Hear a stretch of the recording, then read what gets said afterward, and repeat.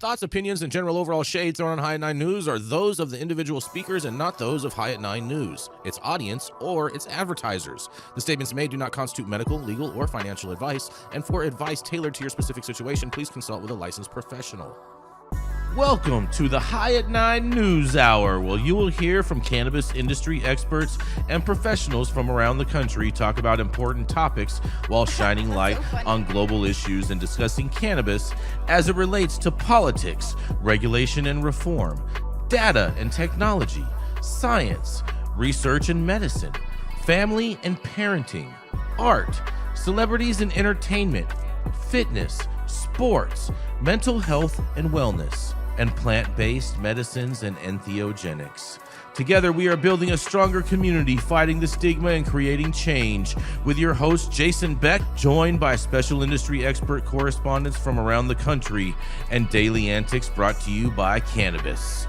Coming to you live every Monday through Friday at 9 a.m. Pacific time and high noon on the East Coast. And thank you all for getting high at 9 with us.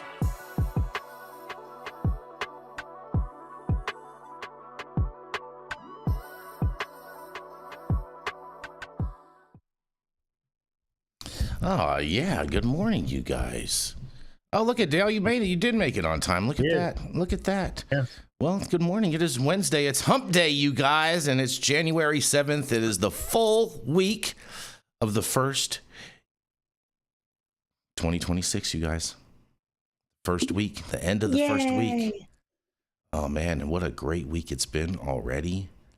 Oh, man. So many great things have been happening. Speaking of that, today you're gonna love this, Stone Slade, because I think this one is totally for you. Totally for you. I'm so glad that you're here today. Are you ready, Stone? Are you ready for it? Get me with it. What you got? It's National Bobblehead Day. Oh yeah. I think you would make a fantastic bobblehead, Stone. Thanks. You know what I'm saying? I think you would too, actually. I totally agree with that, Stone. I'm totally with you on this. Yeah. We need somebody on the High at 9 bobblehead team. Yeah. Yes. Are we doing High at 9 News bobbleheads? I think that could actually be kind of cute. I think they would be phenomenal. It could be the next Labubu. Who's that? You do, Jason. You know what a Labubu is, right? No. I only make Labubus in the bathroom. Am I saying it right? Because to be frank, I'm not 100% sure. I only really know how crazy it is because that South Park episode. We're going to have demonic bobblehead High at 9 News correspondent. We are definitely not going to have demonic bobbleheads. I can assure you of that part. It's from the Labubus. I like I said, Shaun, I leave my Labubus in the bathroom. You know what I'm saying? Are we going to be the antithesis to that then? Maybe, quite possibly. Quite possibly. It's also National Tempura Day. So we love tempura. Why are you mad at tempura? I don't like tempura. I love tempura. I think it's stupid. I like some tempura. I think tempura is stupid. We're into tempura. I did when I was pregnant. All I wanted was like tempura vegetables. Well, that's because you were pregnant. Steak. You want all kinds of weird shit when you're pregnant. When I was pregnant in Japan, all I wanted was tempura and hibachi steak, like nonstop. I mean, I'm down with the hibachi steak. I could be down with that. You know what I mean? The tempura is like, why are you frying vegetables? They could be perfectly well steamed. They're going to taste way better. And you're going to put that like weird crust on it. It's not good for you. Oh, no, I like some tempura. You gotta have a little flavor in there sometimes. It can't always be like super stoic. That's what seasoning. Eat your broccoli. That's what seasoning's for, Shaun. Fair. We love tempura though. You do. Shaun loves tempura. I don't know people who are actively angry at tempura. I'm not actively angry. I just think it's stupid. I think it's a waste of a food item. That's all I'm saying. Yeah. Well, I can count on Jason to stay out of cannabis, beverages, and tempura. Yep. I know my market now. Yep. I will stay. The X bugs him too. What does, Dale? The X bugs you. The X. I love X. The ATX. Oh, the AT. That's because it's not real. It's Austin. It's Austin, Texas. That's why Stone. Even your X handle, Stone, is Stone in Austin. It's not Stone in ATX. Just saying. Get off my X handle. Just saying, bro. Just saying, Stone. Just it is what it is. You know what I'm saying? The proof is in the pudding, and you don't even identify that way. You just want to just try to troll. You know what I'm saying? But nonetheless, thank you all for joining us and getting high at 9 with us. It's also high noon on the East Coast, and please remember to like, share, and subscribe to us on all social media platforms. You can look up above and down below to see exactly where we live on the internet, and we are live every Monday through Friday on YouTube, Rumble, Twitch, X, Instagram, Facebook, Kick, as well as on our very own website at www.high9news.com.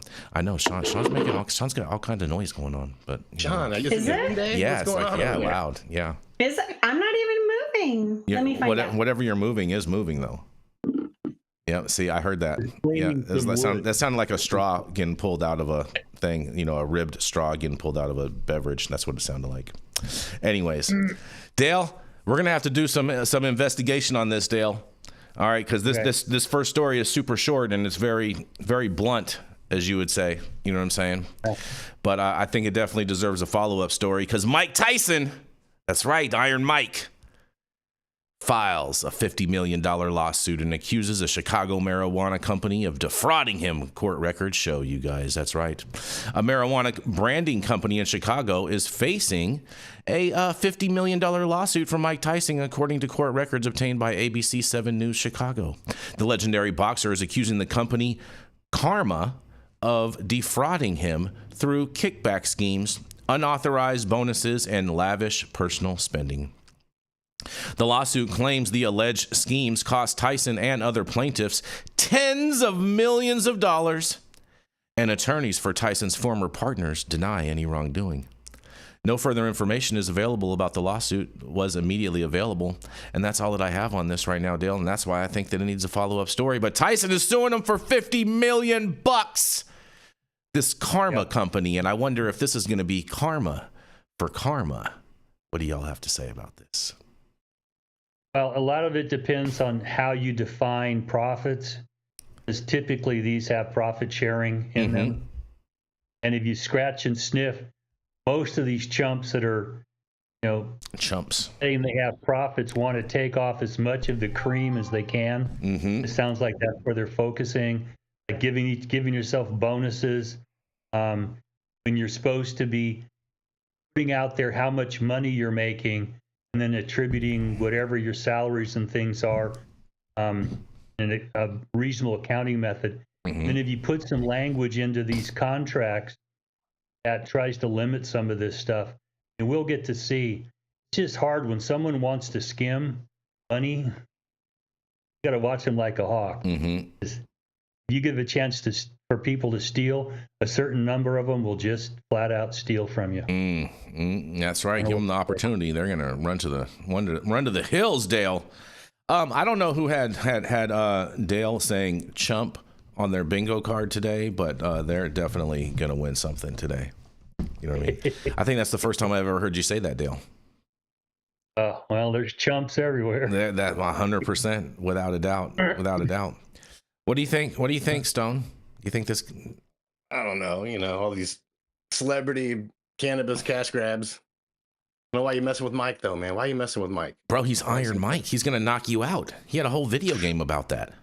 Well, let me tell you that weed won't knock you out. But anyway. Yes, but Go ahead, Sean. Did dive into it a little bit over the Christmas break when, because I think they announced that Tyson and Adam were having a little bit of a breakup. Is Adam Karma? Adam is the Karma guy. Adam. So it's Adam Wilkes, and okay. I think we are all pretty familiar with how big the brand really got. They had a huge presence at MJ Biz fairly routinely. Everything they did was big.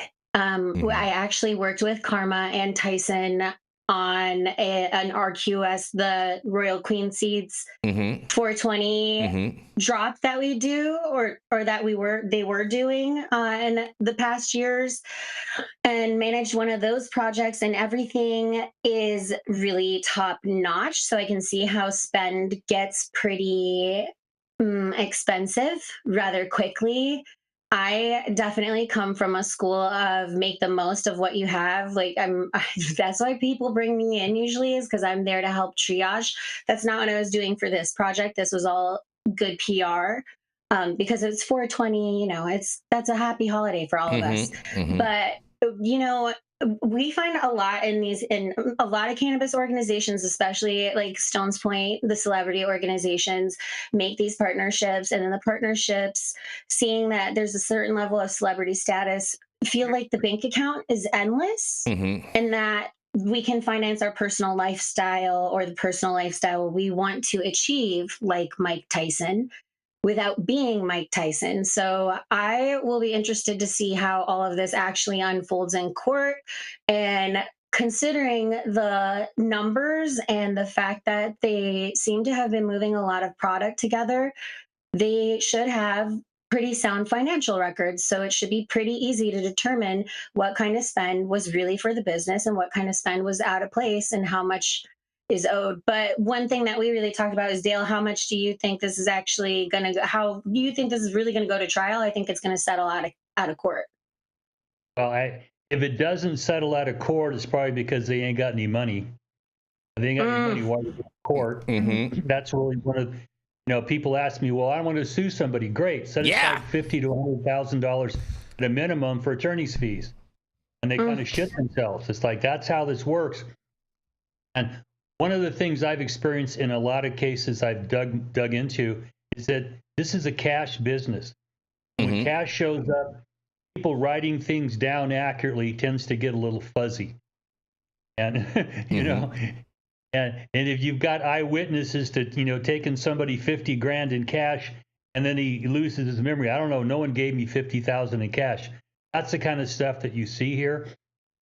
Oh, that's like that. That's like that one politician when they found $50,000 in his freezer. Do you remember that, Dale? At his house? Yeah, but who's that chump Democratic senator? What was that guy's name? I don't remember his name, but he had gold bars and all that stuff. Well, I'm just a business. No, you're just a crook is what you are. You're exactly. I think it was Jerry Nadler that maybe had the bricks. Jerry Nadler had the bricks of gold in his house, but you know, I think if my memory serves me correctly, you know, I do know he was 100% a Democrat, but I think it was Jerry Nadler, possibly. Maybe let's not even. We've got to come into this new era where we know everybody's subject to corruption. Like, this is not a blue or a red issue. This is just kind of the way of the world, guys. Corruption is corruption, and corruption does corrupt all, Shaun. So I think that is a fair point. But you know, I think Dale is on the money with those attorney's fees, though, because if you're looking at a $50 million lawsuit, like I said, when the businesses, some people latch on to cannabis businesses because they think they're a cash cow, the government. And then some people latch on to celebrities because they think they're a cash cow. And some people latch on to lawsuits because they think they're a cash cow. And lawyers who are looking at a $50 million lawsuit, I can guarantee you the amount of billable hours will well exceed $100,000 for 50 mil. They want their cut too, guys. Everybody wants a cut of pie. Nobody wants to be the creator actually making it. Have fun in court. Good luck. I'm praying for everybody. I hope everybody gets good karma who deserves it. And I see what you did there. Best of luck to y'all, because I really can't. I am so looking forward to a day when cannabis is a little more stable and normalized, and we can just build good businesses and do good things and not always have this kind of bullshit in the background. There will always be someone, but it feels like it's the majority right now of being in the industry. And I'm looking forward to becoming an old lady and just chilling a bit, guys. I thought after I left the military, going into cannabis and psychedelics would be chill. No, it is 10 times. It's a whole nother militant group. It's a whole nother militant group. Yeah. Right? I thought I was escaping. I was just repeating the same cycle. Exactly.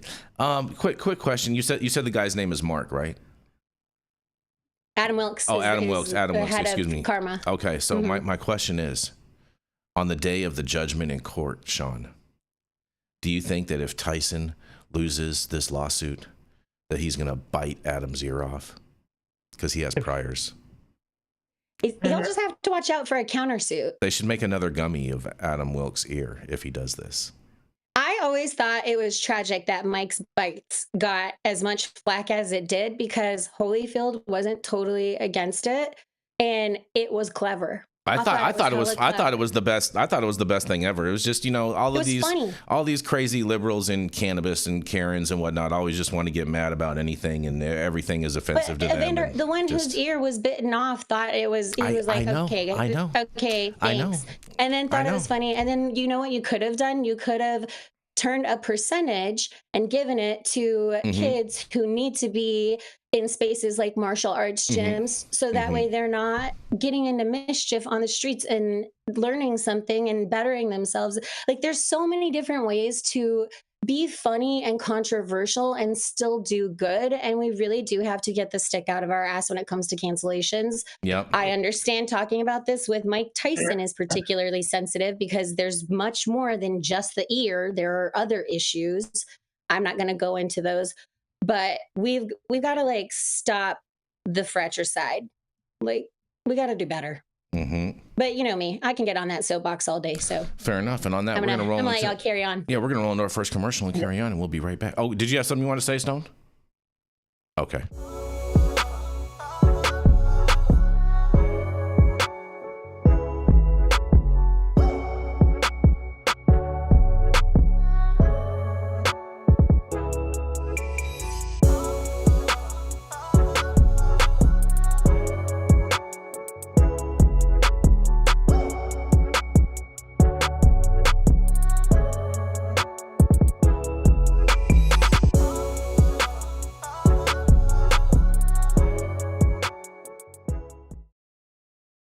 The Discord.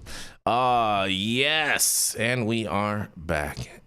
And man, I have some good news for you guys. All the rest of my stories today are all good news to you guys, so just fair warning. Because a U.S. Senate confirms Sara Carter Bailey, a friend of mine, supporter of medical cannabis, as the White House drug czar, you guys. Yeah! The U.S. Senate has voted to confirm Sara Carter as the director of the White House Office of National Drug Control Policy, clearing the final hurdle for President Trump's nominee to serve as the nation's drug czar. The confirmation vote follows weeks of procedural uncertainty after Carter's nomination was briefly delayed in the Senate, despite advancing out of the Senate Judiciary Committee.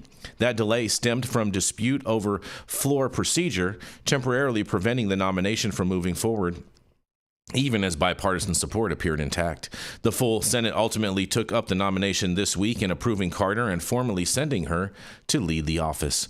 Carter, a longtime journalist known for reporting on the opioid epidemic, border security, and drug trafficking, enters the role at a pivotal moment of federal drug policy. She has previously expressed support for medical cannabis and has indicated openness to broader reforms under a regulated framework, and in a quote says, "I do believe that cannabis for medical purposes and medical reasons is a fantastic way of handling, especially for people with cancer and other illnesses. Handling the illness and the side effects of the medication and those illnesses," Carter has said. In separate remarks, she added, "I don't have any problem if it's legalized and if it's monitored." Her confirmation comes after President Donald J. Trump signed an executive order directing the Department of Justice to quickly reschedule cannabis to Schedule 3, that's supposed to happen by the end of January, and officially recognizing its medical value at the federal level for the first time since the enactment of the Controlled Substances Act in 1970. The move will ease research restrictions and allow the FDA-approved cannabis-based medicines to be prescribed nationwide, among other changes, you guys. Look at that!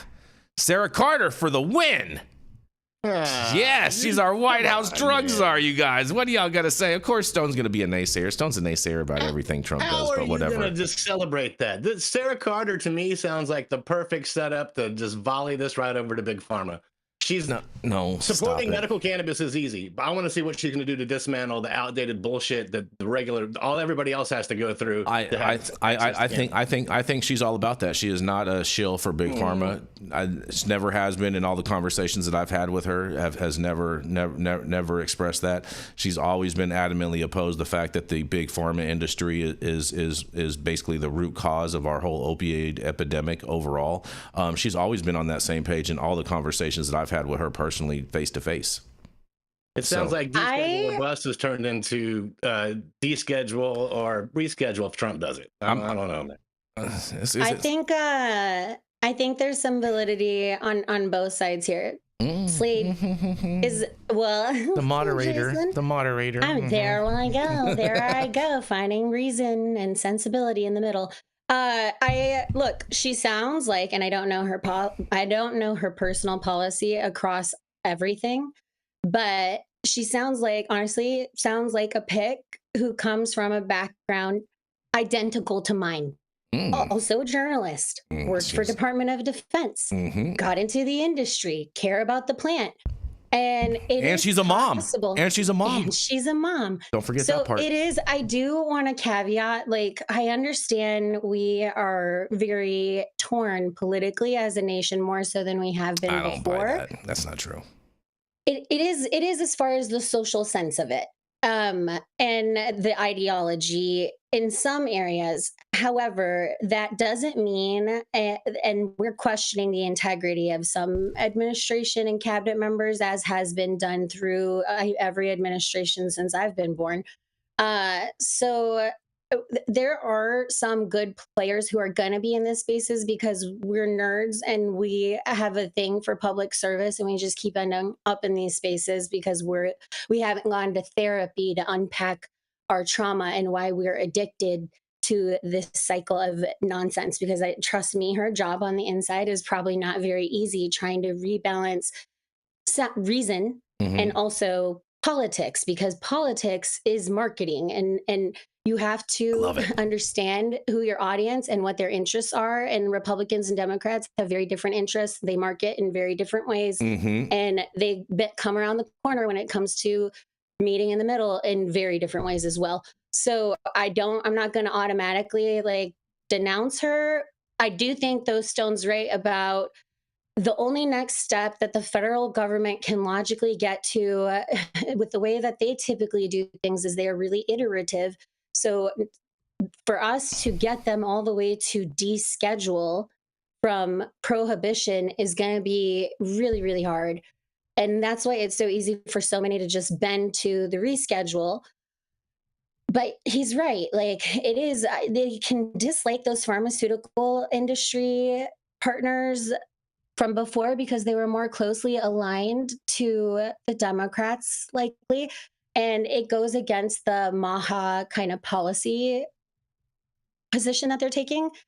But that doesn't mean that they won't put their own people into big pharma. And they are taking a lot of notes from Kim Rivers. And I don't think for 1 second that we live in a world where we have something that is very, very valuable and everybody doesn't try to capture it for themselves. I just don't, because we're the people and we've seen this play out through centuries. But we can't be naive, and we still need to be really smart about how we approach getting to deschedule. And that's why you'll always hear me say, we're working on the hemp ban extension, and it's sounding like they're gonna get it. So we need to figure this out, because I agree, they are making moves to capture this. They would do that. That's the natural cycle. We've seen it in every state. And I want to hear Dale's feedback on all of it, because I know he's seen more shit than I have. So tell me, Dale. More. I remember when they first came after me, a guy named Barry McCafferty was the drug czar. We asked, what the fuck are your qualifications to do anything about drugs? You are a military officer. You know, it's like, why? And so I have the same questions about this woman. You may know her, you may like her. My question is, what makes her qualified to be in that position? I haven't heard anything yet. Being a journalist doesn't make you qualified any more than being a general makes you qualified to be there. There's a lot of issues about drugs that require a lot of education and training and experience, and they just really haven't looked for those. Back in the Carter administration, a guy named Peter Bourne was a psychiatrist. He was the first czar, and he wrote a prescription for somebody anonymously, got himself in some trouble, got caught at a normal party, snorting a little coke. And so, you know, from there it went from having someone who's trained in drugs to whoever you want to throw in there. I don't know this woman. I don't want to say anything bad about her character. I'm not impressed with the people that have been nominated and put into positions with their expertise and even their mental balance. So I think I'll hold myself here for comment until we see what she actually does. I think that's fair, Dale. I think that's a fair criticism. I think that's a fair criticism. I don't have her whole resume here to opine on that, to let you know how she's qualified or where she's qualified or this and that. You know what I'm saying? But I think that's a fair criticism overall. Well, if we're going to be honest about drugs, I think we need to be honest about drugs. Because now, getting high is like a forbidden consequence of any substance you can use. And for God's sakes, that's why people use substances. So just fucking stop it. And how do we bridge these gaps and look at what are the long-term consequences of this personally and societally, and how do we match people where they are? And I don't know if you've figured it out yet, but Trump's gearing up for a new war on drugs out of, South America. And so far, he hasn't brought it home, but stage is set for some new federal actions to take place here. Mm-hmm. It could be quite concerning. I thought we'd got beyond that because they took away the Rohrabacher Farr latest iteration. That's gone. Well, hold on, Dale. Don't say that yet, because I might just have some. I told you I have all nothing but good news left today in this. In my. You have another. Yeah. I have the final story today. Yep, I have the final story. I do think though, Dale, that the drug war has reignited, and we are facing a new drug war in the United States. It'll be different though. This time, the government will be selling cannabis, and they are going to protect their assets. And one way that they're already looking at doing this is through foreign intervention. But also I really thought that massive increase, trillions of dollars, it only matches Department of Defense's budget. Mm-hmm. So Department of Defense shifted to Department of War, funding from ICE, Customs, and Immigration, or ICE, Immigration, Customs, and Enforcement. Mm-hmm. Immigration, Customs, and Enforcement can cover other areas, so they can work with all of these other departments in a joint operation. And I do believe the beginning stages of this has already started. They're going to see how fast and wide they can get these operators out there. That's why I say, I don't think it'll be trapping like it was before, because now your government has a pharmaceutical and monetary interest in what happens with this plant and the price of it. And they're not going to just chill while you undercut their profits. You know what I mean? It's going to be a little bit harder, and there's going to be tougher enforcement. The rules for Schedule 3 enforcement are twice as hard, twice as severe as those for Schedule 1. Strangely enough, you are very right about that, Shaun. And I was saying on yesterday's show, or maybe it was Monday's show, how I think that ultimately there's going to be a carve out in the Schedule 3 framework of how it gets enacted, similarly to how we have a carve out, because ultimately in the Controlled Substances Act, we all know that cannabis sativa L is the definition of all cannabis. And then there's a carve out that defines hemp as being under 0.3% THC. And so I think they're going to create a whole nother carve out that's specifically for medical cannabis as just a definition, generic definition of anything that identifies as medical cannabis. And then that's how that's how I think they're going to proceed, because in the executive order they were very clear to say that this is not going to cover adult use cannabis. They were very clear in that language. And so I think that ultimately it's going to come with a carve out, and that's why I've been saying that, hey, if you're in a state that allows for medical, which is pretty much every single state that has any type of program, you're going to want to focus all of your sales on the medical side, because that's the only way you're going to be able to take advantage of 280E. But that's all speculation until whatever happens later on this month, which we will be covering here on High at 9 News. And but we shall see. I'd like to know who is going to make that carve out. Whoever. I mean, there's groups, there's tons of groups who are working on stuff right now. We've got things. There's something I've seen called the RAMP Act, and it's all about repealing arbitrary marijuana marijuana policy. There is the hemp extension package. Honestly, I think Jason is spot on. I think they're going to do the carve out with medical. That'll be the first way. And then I think they're going to grant this hemp extension. And then my concern is that they are going to override state programs by creating a carve out also for a new definition of hemp that will give adult use markets low dose because they don't want the masses. They don't want ever to have a company as large as Budweiser serving 100 milligram beverages on tap with that, whatever, nationwide.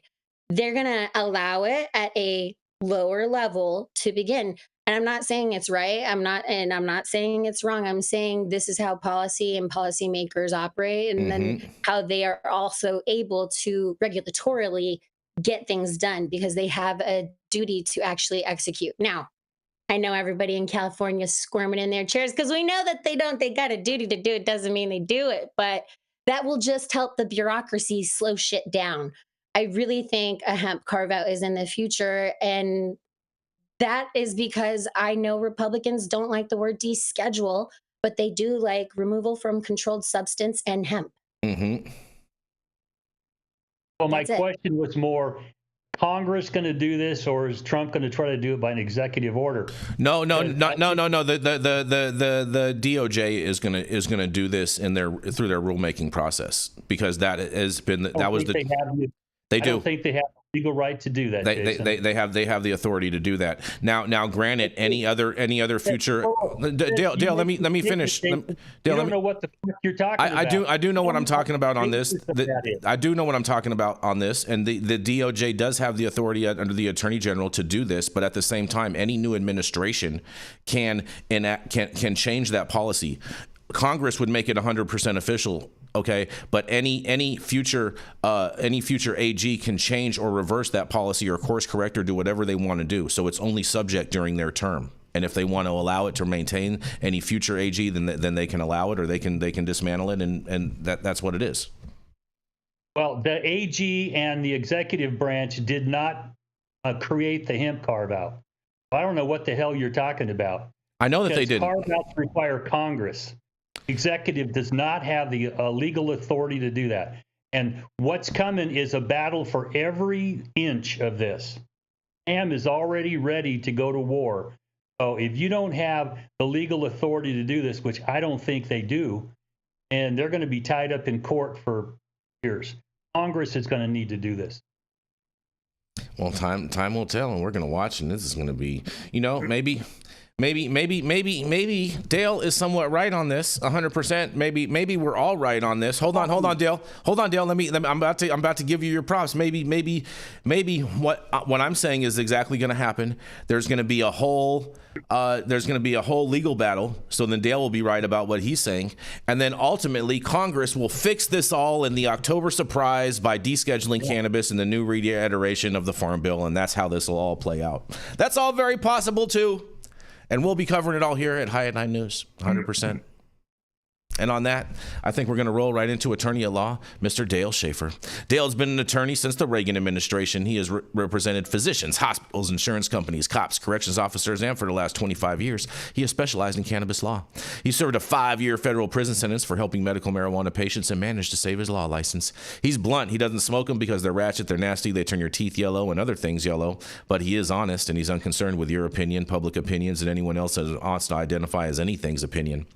And he will tell you and show you how he can defy gravity by pissing up a rope, by putting his cape on and flying high. He is your favorite Tio Loco, and you can now find him at his own law office at the law office of none other than Dale Schafer. Hi, good morning, everybody. It's your favorite Tio Loco and Jason's favorite full of shiticus. Yeah. My story today comes out of Marijuana Moment from the 5th, written by a guy named Tom Angle. And the highlight that caught my attention was the Supreme Court scheduled cannabis case argument. And this case happens to deal with the gun rights. Supreme Court has scheduled oral arguments for March, I believe. Mm-hmm. And then we'll hopefully get some decision by the end of the term, which ends in June. So we'll be able to know whether you can smoke pot and own a gun legally. So that's in the works right now.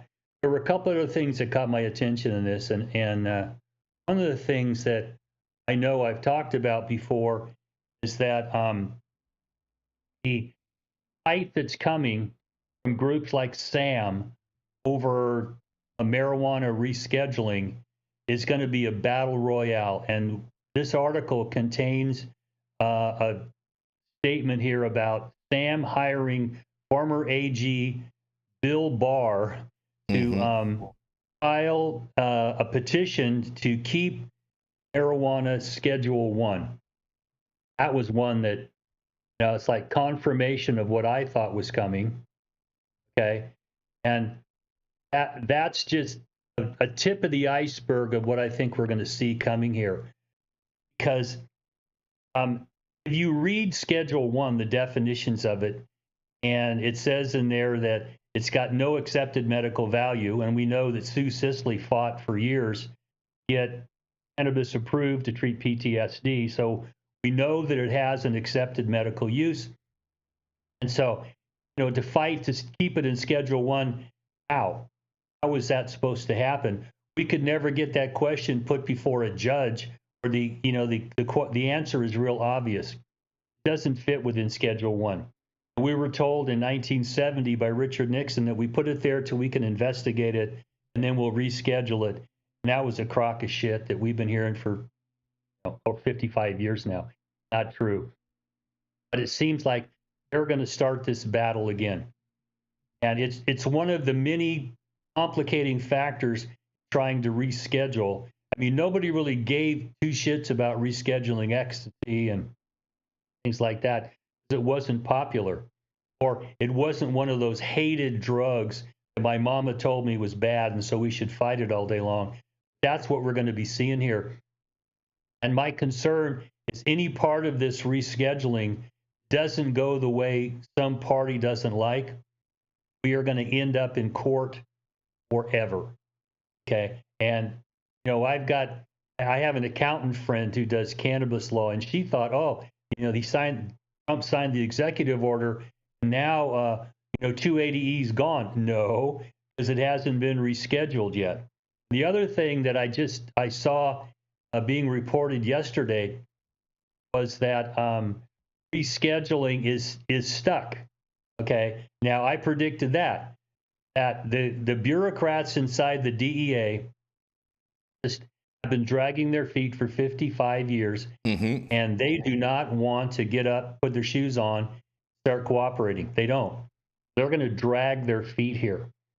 And as much as I don't want to say I told you so, I'm seeing some things coming here that I thought were going to be problematic.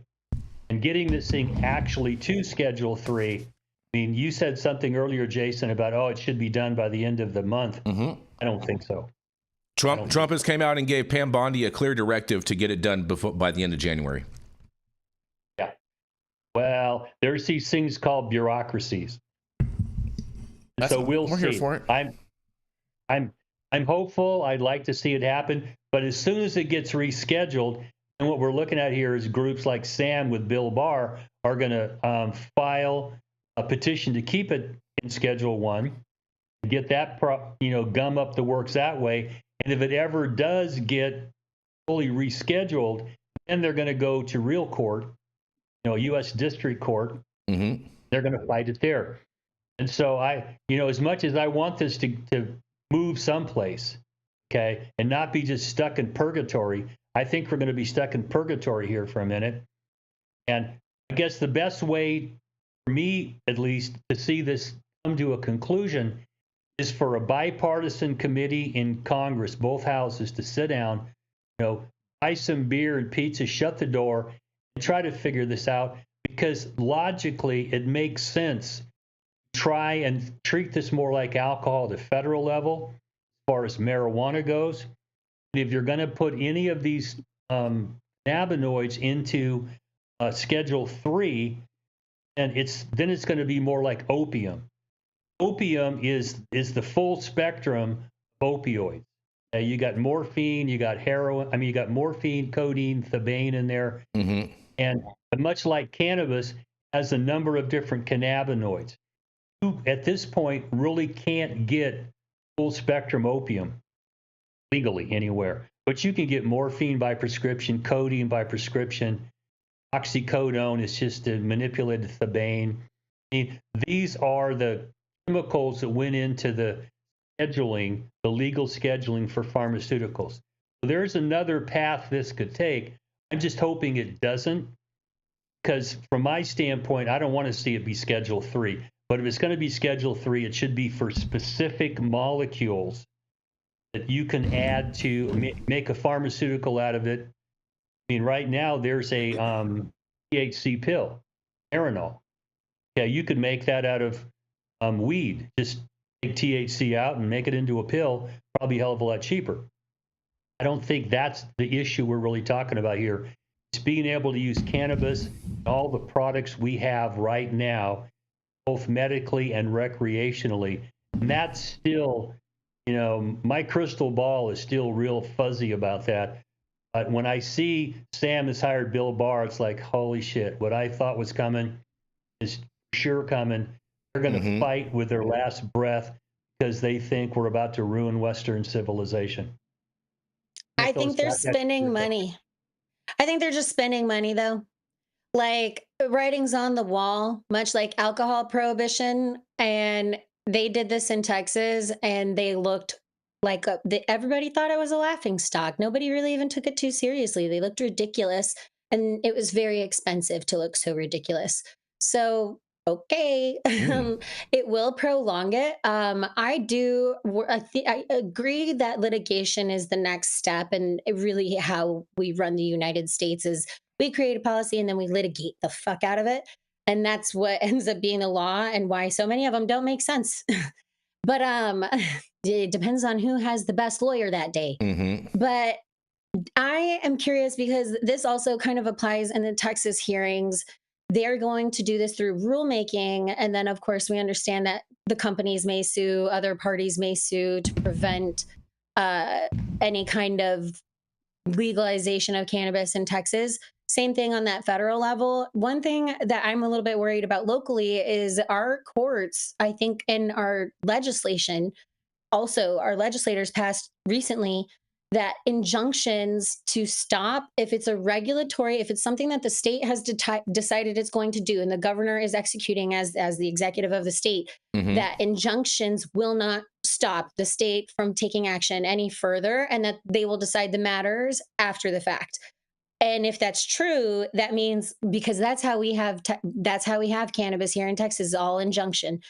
If that goes away because they've changed the rules, it doesn't matter if we sue, because you won't be able to enjoin the action. The other concern is, and Trump does like to challenge the laws as much. Yeah, he does. He's crushing right now. He is pushing. Honestly, it is a test of the rules and limitations of our republic. Democracy. We're not a democracy or a republic. We've never had a president test it this much, or who pushes the limits this much. And we should have expected it, understanding that that was how he operated in business. And that is exactly what some folks elected. So, and that's what our foreign policy looks like as well. So I am a little bit worried about that. I do also think that he will tell DOJ, okay, fine, it's going to take forever. Don't enforce it. And why are they holding back? Why are LEOs so resistant? I think it's mostly the bureaucratic guys at the very, very top and not the actual field agents. And that's because it's a whole lot easier to collect a paycheck saying that you stopped all of this illicit activity and all of these nefarious That's how they define their so bad. And now you can go home. I don't want to be, I was like, now I'm trying not to curse right now and be an asshole. Yeah, but no cursing. Now you can go sit on your fat ass and call yourself a hero and feel real good about yourself. Like you're a real big boy, aren't you? Because you're picking on mom and pops and you're trying to throw them in jail. And it's a lot easier to get paid to do that than actually do your job and protect this freaking country. Just saying. Yeah. So, tell them, Shaun. Tell them. Yeah, the veterans have a very strong opinion on this shit because it's pretty nonsensical. I'm gonna make one kind of a blanket statement, and then we gotta roll, because we got to get into Stone's story, because he's got a heart out. So I want to be conscious of Stone's time. You know what I'm saying? And we want Stone's story. We love we love Stone, and we appreciate him being here today. So here's the thing, Dale. This is about the Supreme Court case, right? That's and it's scheduled for March 3rd, if I remember correctly, because we talked about this. We talked about this on Monday. Now I'm willing to bet. So let's just go on this timeline. Trump has told Pam Bondi that as of by the end of January, that Schedule 3 needs to be done and over with. Needs to be implemented. So now the DOJ, their whole argument for this Supreme Court case, Dale, is the fact that people that consume cannabis should not be able to own guns because it's a Schedule I drug. So if it gets moved to a Schedule III, that totally blows their whole argument out of the water. And so this might not even go before the Supreme Court. They could just choose to dismiss the case on merits based off of actions by the executive branch. And then we would basically win a default judgment without even having to go to court and argue the merits of this case. Well, it might make it moot. That's the term we use. That it's no longer a Schedule I drug, and that's the basis of your opposition. Then, so don't stand. Oh man, this just may be so awesome. So awesome. We're making cannabis great again. And on that, we're going to roll into our next commercial, and we are going to be right back, even for Stone. I just ordered the summertime strawberry salad when added steak on top here at Anna's. Make sure you do the same thing too next time you're in downtown Long Beach. Come on down and check out Anna's joint on the 400 block of Pine Street. They have amazing selection of beers, foods, and when you come down here to Anna's, you can even challenge me to a game of shuffleboard if you want to lose.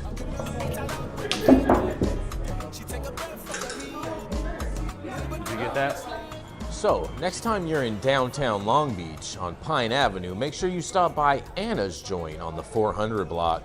Not only do they have Anna's Joint, this restaurant and bar, but they also have the amazing deli next door, and then next door to that, they have a very exotic flower shop. You may want to stop by and say hi.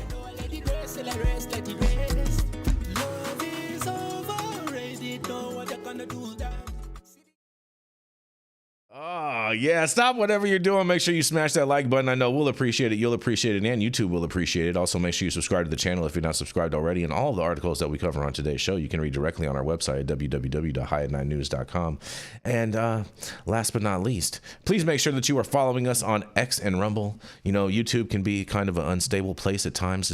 And if you ever can't find us on YouTube, it's because they're censoring us. So make sure that you follow us on X and Rumble, because you will always be able to find us there every day, Monday through Friday at 9 a.m. Pacific and high noon on the East Coast. The Control Tower from Highly Educated has perfected the dab. Utilizing the concept of thin film evaporation, you can waste none of it and taste all of it. The micro texture of the SE pillar increases nucleation at elevated temperatures. And with the tower propelling at 2,600 RPMs, it's certainly the most efficient dab experience to date. The Control Tower from Highly Educated. And we are back, and we are going to roll into Austin's favorite greased up superhero from the play Grease. That's right, it is none other than the man who loves tumbleweed and Delta 8. It is none other than Mr. Stone Slade. Thank you, Sandra D. I appreciate the... Yeah, look at that hair, bro. That grease back going on. Yeah, look at that, bro. All right. Get yourself a little... Right. Yeah, see, there we go. Yeah. All right. Keeping it here in the ATX, we've got a little problem. We got mystery enforcement notices are appearing on Austin smoke shops, and the goal isn't compliance, it's fear. Shortly before 10 p.m. this past Friday night, a man walked up to an Austin smoke shop with a bright yellow notice already peeled and ready in his hand. Security footage shows that the moment clearly he doesn't hesitate. He does not enter the store. He does not speak to the staff.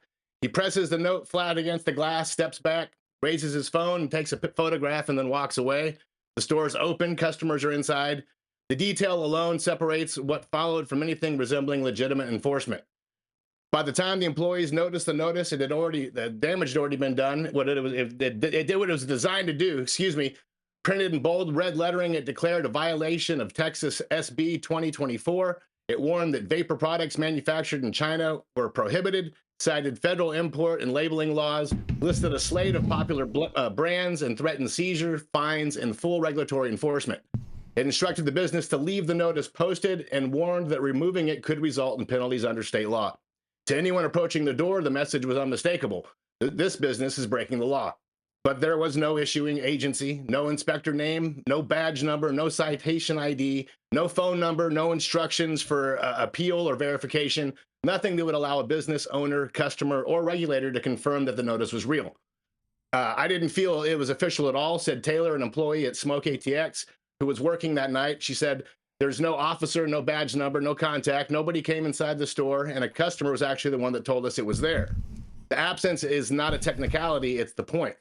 This notice asserts the vapor products manufactured in China are illegal under Texas law. That claim, while rooted in real provision of SB 2024, is presented without context and in a way that overstates the law's reach. While SB 2024 is broader than some early summaries suggested and does prohibit the marketing of or sale of certain e-cigarette products that are wholly or partially manufactured in or marketed as being manufactured in China, the statute does not authorize instant or anonymous enforcement. Application of the law is administrative and agency-driven, requiring official determination, documentation, and formal notice. Nothing in SB 2024 permits unidentified individuals to declare a violation by taping a warning to a storefront or threatening penalties without inspection or due process. By framing the issue as an immediate and universal violation, the notice collapses legal nuance into fear. It presents a complex administrative statute as simple as on-the-spot offense, replacing legal specificity with a sweeping accusation that most consumers and many retailers are not equipped to fact check in the moment. That's what it felt like at the it meant to scare people, Taylor said, not just us, but the public. The video references that conclusion. The man posting the notice does not behave like an inspector. There is no inspection, no inventory review, no request for invoices or certificates of analysis. The interaction lasts seconds.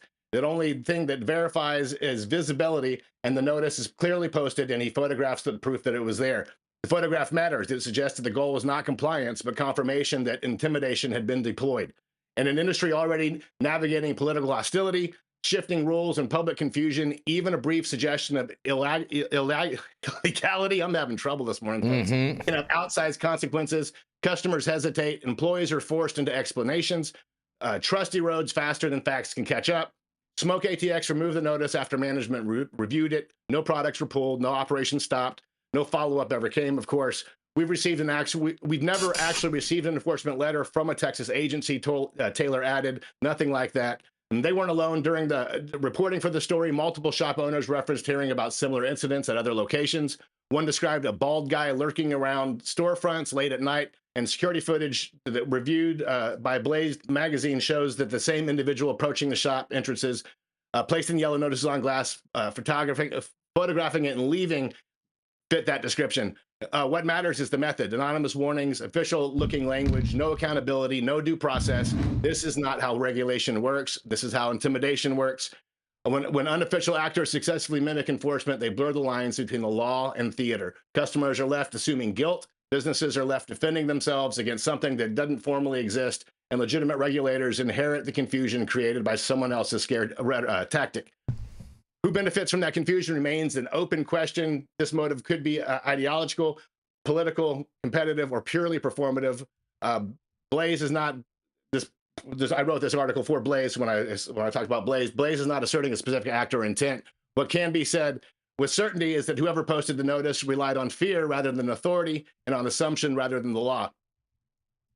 Just heads up, if you guys want to go to the Blaze magazine article, click on the link. Blaze magazine is giving away, if you're in our area and you might know who this guy is, there's pictures of him, and free full page ad for anybody that helps us identify this individual. I'm still saying Let's go. Let's Nice. go, Blazed. So here's my question. He's like, I'm looking at the picture, and I'll give you the question. I'm just saying he looks like money and yuppie. Like, he looks like a douche. Jason? Whoa, yeah. Trying to say that he looks like me. Well, I'll tell you what, I've myself short. I have not. You're not a douche. I'm saying he looks like a douche. Okay. I want to clarify, make sure that wasn't like a joke. Stone was laughing too hard.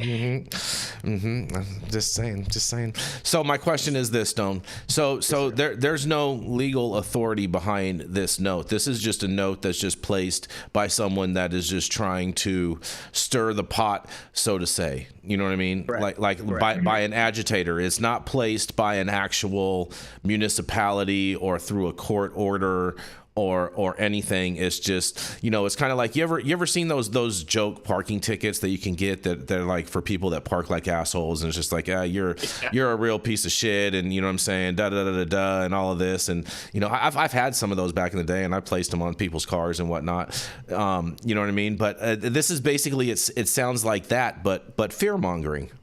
Kind of reminds me of like Texas Original.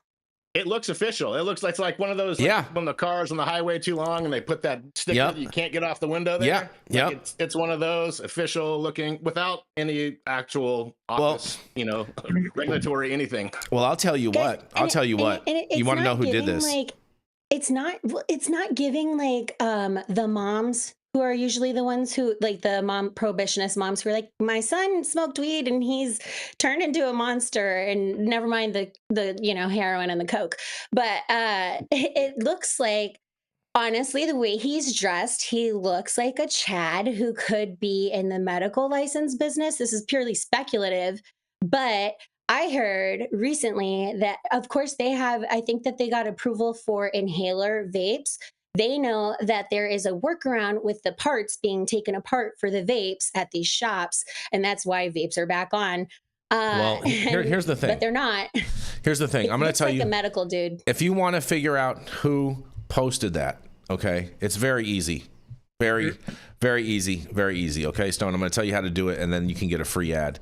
Okay. And then maybe we'll incorporate High at 9 into the ad, because we're going to get a free ad. I'm going to tell you how to do it, but it's going to take someone hands on the ground in order to do this in Austin, in order to figure this out. You snap a picture of the yellow, you know what I'm saying, whatever, and you just go around and you send an email to every single print shop in Austin, every single print shop, and you ask them, are you guys the ones that printed this? And if so, who did you print it for? And then they're going to tell you, because they're good people like that out there in Austin. You know what I'm saying? They're wholesome folk out there. You know what I'm saying? Yeah. And then that's going to tell you right there who did it. It's very easy. It's not hard to figure out. You know what I mean? I think someone's gonna, honestly, I think they're gonna, what's that term? What is it when you dox? I think someone's going to dox him. His image is very clearly visible and can be scanned by facial recognition software. Oh, I know. All you got to have is those meta glasses. There are multiple stores that have his imagery. He has a clear description. We have now an ad in a magazine. And I'm sure Russell's going to talk about it on the show on Friday. I'm actually going to join him because we're going to be talking about the DSHS hearing. I do want to do a quick shout out real quick because I'm not covering a Texas story. We have a hearing on Friday. You need to register for that hearing today. And THCA flower is on the table. It may get banned if you don't show up and tell us how this is going to impact your business. DSHS is aware that it will impact 9,000 businesses. So they're aware this will take 9,000 being the number of hemp retailers we actually have in Texas, by the way. They know this will put you out. They know that killing flower will put you out. They know that the licensing fees will put you out. They know that the rules for importing ingredients and finished products will put you out. And you really need to show up because this is it. Like what we were just talking about with rulemaking with Dale, this is our time now to make sure we don't lose everything. We got edibles and beverages. We need to protect flower because you're going to have douchebags like this running around. I guarantee you this guy has a money interest in cannabis, and that's why he's doing this. Because there is no agency or prohibitionist who would do this. And I don't think the Republicans are smart enough to hire a guerrilla marketing team. No offense. The prohibitionist Republicans are smart enough to hire a guerrilla marketing team to go stick to these businesses and scare them. I think this is a medical operator or someone with that kind of tie. And I'm saying that as someone who applied for a medical license and is invested in Texas's Teacup program succeeding as well as the hemp program. This guy looks like a Chad. If it looks like a Chad and it walks like a Chad, it's probably a Chad. So here's I have a question for you, Dale. I have a legal question. And maybe you don't know this because because you're licensed to practice in California and not Texas. But my question is this. Is there any legal liability that this person will incur for placing this on a business, because technically that's trespassing and that is acting in the form of a legal agent or impostering a legal agent? At least I want to hear what you have to say about that. Well, my first thought is this is defamatory. If it's not true and they're putting it on the door to imply or to say that this is operating illegally here, that's defamation. And many, if not most states, have unfair business practices that, and if you're fraudulent in the way you're dealing with a business, that also subjects you to liability. So, I'm thinking about this knucklehead, he could get himself sued. But from a real life standpoint, and I'm not advocating anybody do this Chad's allowed to get his ass kicked here. He keeps this kind of stuff up. Yeah. Just to be blunt, Some people don't go to a lawyer, they just kick the shit out of you. Yeah, and in Texas. So I'm not advocating that. I'm just saying this is the real world. You're going to act like a snot like that. Someone's liable to leave a little bit of your blood leaking on the sidewalk. Dale, in Texas. I think some of our retailers will sue the shit out of him and they will bury him alive. This is not a market to fuck with. Easy there, Shaun. Easy there, Shaun. I'm No just F-bombs. saying, No like F-bombs. anywhere else. Easy it's just there. like anywhere else. When you matter. put a sticker like that on a business, you cut off their income and you are doing harm. It is not a place. Texas is no place. I understand that, and I agree with you on all that. Mess with people's money. I'm just saying. I understand, and I agree with you on that. I'm talking about the F-bombs, but in regards to all this, the thing, Dale, is just like you were saying, is getting, good old fashioned, whooping. Is in Texas, the guys, they actually wear pointed boots, so it's going to hurt a lot harder as opposed to a flat edge. You know what I'm saying? Okay. Well, just saying. Good. Just saying. Construction boots don't feel good either. Yeah, I'm with you, Dale. I'm with you, but those I would envision more for stomping as opposed to actually kicking. You know what I mean? I think a point. I think they may just get the point if they get kicked with a cowboy boot. You know what I'm saying? Oh, see what you did there? See what I did there, Stone? Just, you know what I'm saying? Well, on that, we're going to roll into our final commercial, and we are going to be right back.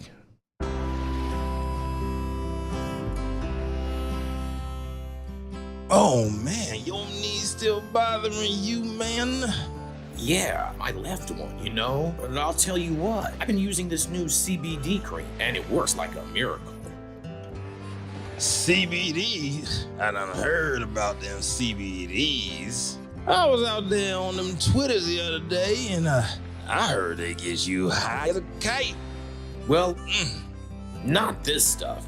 This stuff is tested. Every batch, all the way through, pharmaceutical grade, and in a GMP certified facility. So you're not going to have to worry about flying high. GMP certified? I might have to try some of this out. Where I'm even find this? You go directly to aimhighhemp.com and they will ship it to your door right away. Test it. It's not a name, it's a promise. You can have your sense of confidentiality. Yeah, I want Jesse to be able to tell you guys all of this. You know what I'm saying? That's yeah, don't worry. Jesse's gonna, Jesse's gonna spill the beans. But until then, we're gonna let Shaun spill the beans, and we're gonna roll right into Miss Shaun Salvaje. She's a mom, she's a veteran, and she loves to mediate right in the middle of all of the tornadoes out there in the great state of Texas. That's right, it is none other than Miss Shaun Salvaje. Yes, I'm a mediator who uses the F word. Yeah. Sorry, YouTube. I have a good story for us today, actually. And it's one that I think might trigger some interesting conversations. I love triggers. I love this. Out of Missouri, illicit brand parent company S1 Enterprises launches the largest employee stock ownership plan in U.S. cannabis industry. You heard that right. S1 Enterprises, the parent company of illicit brand and affiliate cannabis operators in Missouri and New Jersey, has successfully closed on its sale to an employee stock ownership plan, ESOP, marking a major milestone for employee ownership in the regulated cannabis industry. I love this. Congratulations to John Bond out there with illicit. We interviewed him last year at MJ Biz. This is amazing. Y'all own the company. Way to go.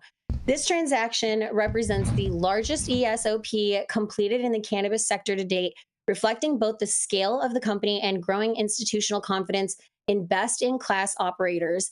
This pioneering move not only solidifies the company's commitment to its workforce, but also strategically addresses one of the cannabis industry's most significant financial hurdles, the federal tax burden imposed by the IRS Code Section 280E.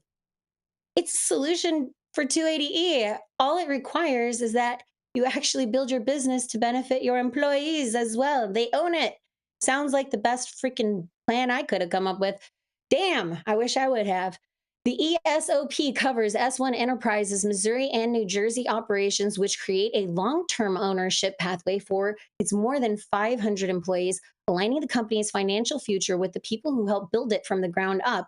The new ownership structure is designed to support meaningful retirement benefits for employees while preserving the company's culture, mission, and operational independence. Transitioning to an ESOP is a deeply meaningful way to honor their success and dedication and ensure that the people who built this company every day are the ones who benefit most from its success. This is about securing our shared future and fostering an even stronger sense of purpose and teamwork, said Carolyn Richmond, the executive vice president of S1 Enterprises. The company will continue to operate under its existing leadership team, and customers can expect the same high-quality products and services that they have come to rely upon. Of course, got to get their PR statements in there. But this truly is incredible. The only change is that every team member now has a vested interest in the company's long-term stability and growth, and in which every employee's daily efforts directly contribute to the company's annual valuation and their own long-term wealth accumulation at no out-of-pocket cost to them. They are no longer just employees, they are owners, and their success is tied directly to the company's profitability. By allowing for a tax-exempt status as a 100% S-Corp owned entity, the resulting significant increase in cash flow will be reinvested directly into growth, innovation, and enhanced employee benefits. We are transforming major industry pitfalls and regulatory challenges into a monumental opportunity. Instead of relying on an over-leveraged industry crippled by debt, Alyssa is shooting them shots. They're calling it like it is, but because they understand it, they've been through that. Instead of relying on an over-leveraged industry crippled by debt with cash flow issues, choke holding companies, we have created our own opportunity. By mitigating the crushing impact of 280E, we can invest in our people and in operations like never before. Our employees have always been our greatest asset and the driving force behind our success, said Nate Ruby, the CEO of S1 Enterprises. This is spectacular. Big shout out to John Bond. If you want to catch that interview, we do have it on Highly Informed. I want to bring you back to the team. It's too bad Stone isn't here to celebrate this because I feel like this is a feel-good story. Congratulations to all those guys in Missouri and New Jersey who are, Alyssa is setting a new way of thinking about how we do business in the industry. And it's about time for an industry that leans so hard on it's all about the community, it's all about the care, it's all about public trust. We need to do more of this and less of it's all about me. So I love it. This is a great story. And congratulations to Adam, Nate, and John on this. I hope that this types of policies trend into other companies going forward, because I do think that this ultimately is going to be a key to success. You know what I mean? And we see it in a lot of other industries as far as, empowering your workforce and giving them something more so they feel like a real tangible connection to the company for which they're working for. So I have nothing but good things to say about this. I hope it bodes well for them. I hope they don't screw it up. In all honesty, especially because they're the first ones of doing it, and then if they do screw it up, then all of a sudden, people are gonna be like, oh yeah, use that as the test case, as the example. But I do think that this is a good model overall for these types of companies to operate under, and so I wish them all the best success with this program. And Dale, what do you have to say about this? Well, first of all, I like the idea, but for me as a business lawyer, I'd like to see the details. How do they do this? Do they create a new class of stock? they modify their bylaws, give, the employees a certain number of votes on the board, things like that. Because in jurisdictions like California, if you own a certain amount of stock, you have to be vetted. You have to have the DCC stick a microscope up your butt and look around. And so I'd like to see how they deal with things like that. But if they've got a new class of stock that pays them dividends and things, that's a good thing right there. Help put money away for your future, how it's structured. And, the idea is good. Like out here in California, we have like Costco. Yep. They're employee owned. But the employees are not necessarily the ones that run it, because that's like a pure democracy. You can't run a pure democracy because nobody can agree on shit. So you elect certain people to represent you, and they make decisions for you. That's typically how these things work too. You got CEOs, CFOs, things like that. So I'd be curious as to how they did that.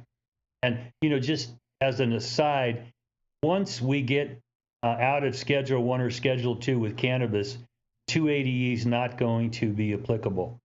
So, I like what they're doing here for their employees, but, the 280E angle may be moot coming up if we can get this thing moved to Schedule 3. Yeah, it's happening. I would just like to see how the details are. Yep. That's why I said, Dale. That's why 280E would only apply to medical operators, though, and I thought that the administration had clarified this would only 280E exemption would only apply to medical licensees. Well, and at the same time, they operate under medical and adult use. They have both of them at this facility.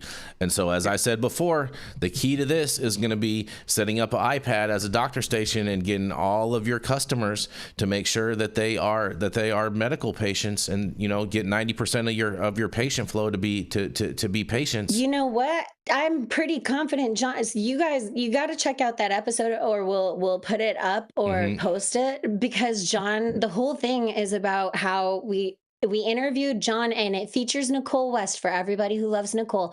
John, Nicole, and I have a long hour-long session smoking and joking and talking specifically about the future for illicit and how he builds teams and how he's thinking about things. And he talks about they have kiosks, they have mobile sets for the people who know what they want to get in and want to get out. And that's going to be a lot of your regular consumers who go through the medical program. They don't want to sit there and fuss. They know that they're there to pick up a prescription. So if they have both medical and adult use somehow in the same facility without breaking any rules, which is amazing. I commend the Colorado was really the only place that separated it like that, as far as two separate sides. Every other marketplace has had it commingle. Blended. Yeah.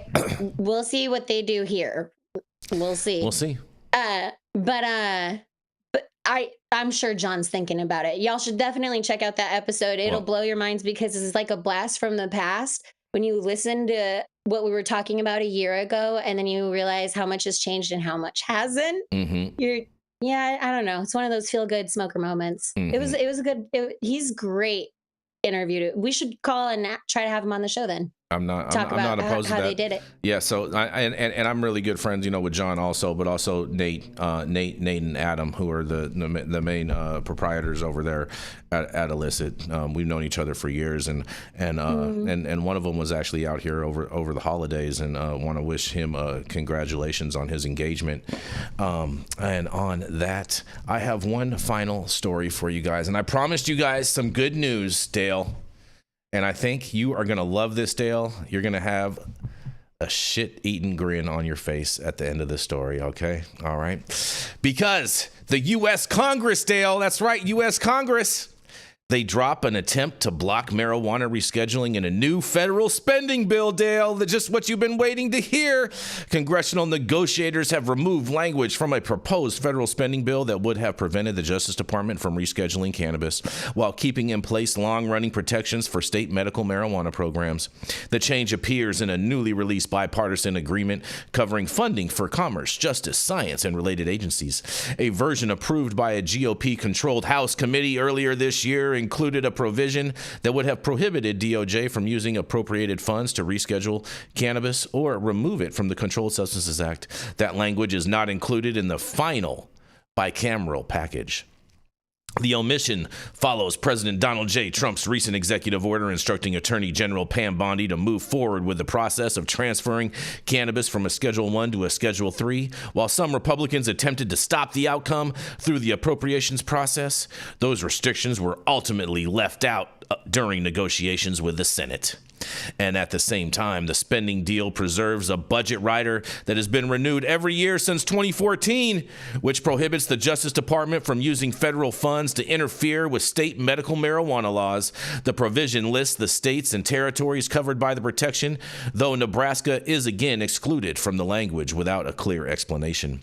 And House Appropriations Committee Chairman Tom Cole said the package builds on momentum from previously enacted spending bills, while Senate Appropriations Committee Chair Susan Collins described the agreement as fiscally restrained while supporting core federal investments.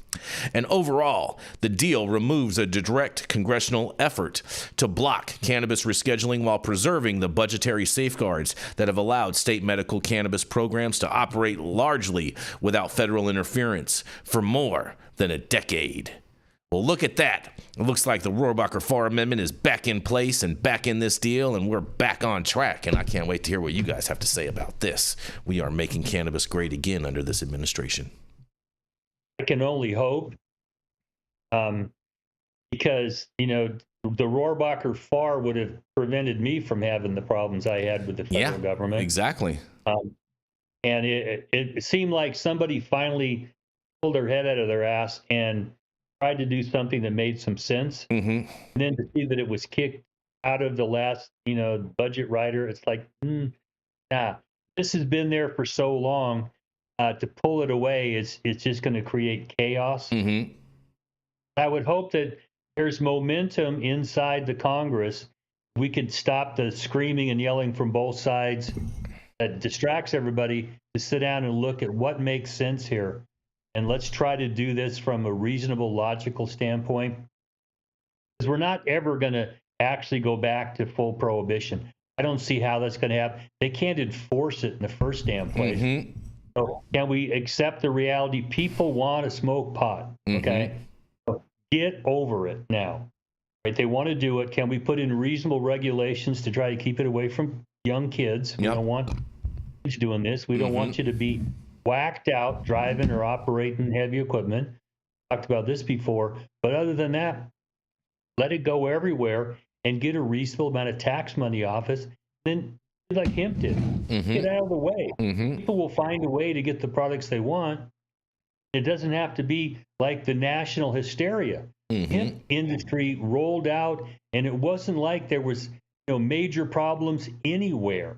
It wasn't until somebody figured out they're not stopping, and we told them to, and they act like your mom and dad, and then people go, yeah, I'm going to do what I want because you ain't my mom or my dad. Yeah. And that's reality. Can we get people to look at the reality? Don't pass or continue laws you can't enforce. Let's look at how we get to the next stage where we stop making criminals out of people that really have no criminal intent, no moral turpitude here. We're not trying to hurt society, some other person. Let's stop this if we can. But we get groups like Sam that, the sky's going to fall, and I don't know. We'll see how this goes. I mean, I think the groups like Sam are I really do feel they're wasting their money. They and are. I'm not saying it from like an emotional cannabis bias perspective. I'm saying it from a big picture. We just removed allegedly a president who is connected to cartels from Venezuela and are now entering the market in other spaces, much like we did in the 1970s. And what would make these prohibitionists think that our government would not be interested in monetizing cannabis, seeing that it is a multi-billion-dollar industry?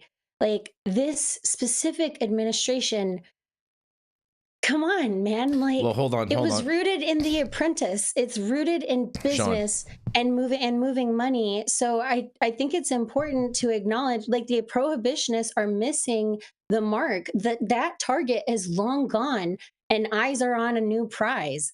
It would be ridiculous to stand in the way of this. It's a train. It's gone. That's left the station. I do want to make just one correction in regards with what you said, is because the Obama administration, Trump 45, the Biden administration, and Trump 47, along with the United Nations, does not acknowledge Maduro as a lawful president. I understand. So just want to make sure that we make that note. That's all. I understand clarifying. That's all. As far That's as all I have to say. The person who is sitting in the seat since 2013 and their country, I'm not a Maduro fan either, guys. He's a narco terrorist. Way too much about. Let's. It's study Latin American politics. I love Latin America, and there's a whole lot there. There's a lot of complicated layers, and all I'm saying is that the prohibitionists, if they don't, obviously, you could look at all of our operations in the 60s and 70s, which are now unredacted, some of them unredacted and more open to the public. Mm-hmm. It doesn't take a rocket scientist to connect the dots on where the money flows, the power goes. Come on, y'all. Mm-hmm. I'm all about it. I think, I feel bad for Canada, because they had such a great opportunity to become our 51st state. Now they're going to become our 52nd state. And you know what I mean? And we're getting ready to get Greenland pretty soon too. You know what I mean? They're going to have meetings with the Netherlands in regards to talk about this. And man, we're making such great strides over here right now, you guys. And we're making such great strides in Cannabis, Dale. I know it's going to make you feel good inside. And and on that note, thank you all for joining us and getting high at 9 with us every Monday through Friday at 9 a.m. Pacific and high noon on the East Coast. And big shout out to our audience and supporters for tuning in daily and listening to the insanity that is the developing cannabis industry. Huge thank you to Catalyst Cannabis for helping us keep the lights on over here. And thank you to our correspondents for being absolutely amazing. Thank you to Cannabis Sativa L for giving us a reason to do this every day. And thank you to Cloud Media Partners, Elias and Gabriel. They're somewhere in the metaverse. And thank you all for tuning in and getting high at 9 with us. We are America's #1 daily cannabis news show. Patented and trademarked.